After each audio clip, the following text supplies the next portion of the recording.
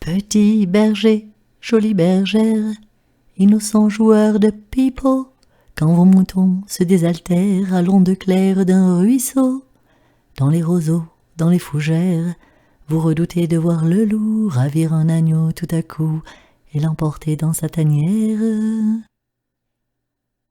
Mais il est de plus grands dangers auxquels vous n'avez pas songé.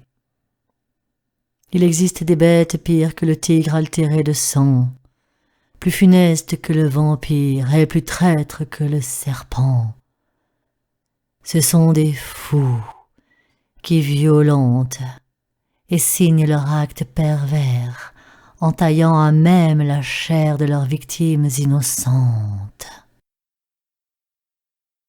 C'est au comble de cette horreur que parvint Bouvier l'éventreur, Bouvier bien de cette engeance, de trimardeur, de cheminot, mendiant le gîte et la pitance, anarchistes et marginaux.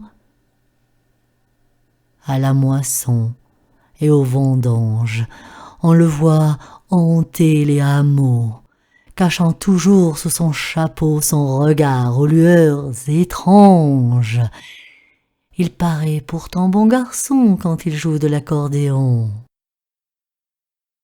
Il fit ainsi un long périple, revenant parfois sur ses pas, commettant des crimes multiples, jusqu'au jour où on l'arrêta. Alors il dit qu'en sa jeunesse un chien enragé l'a mordu, et qu'un médicament a dû mettre son esprit en faiblesse. Par surcroît, cet être odieux se prétend inspiré par Dieu. Pour que ma complainte finisse, j'attends l'issue du jugement. Dans notre pays, la justice ne se trompe que rarement. Donc, bonnes gens, faites confiance aux enquêteurs, aux magistrats, au tribunal qui jugera celui qui fit trembler la France. En attendant que les geôliers veillent nuit et jour sur Bouvier,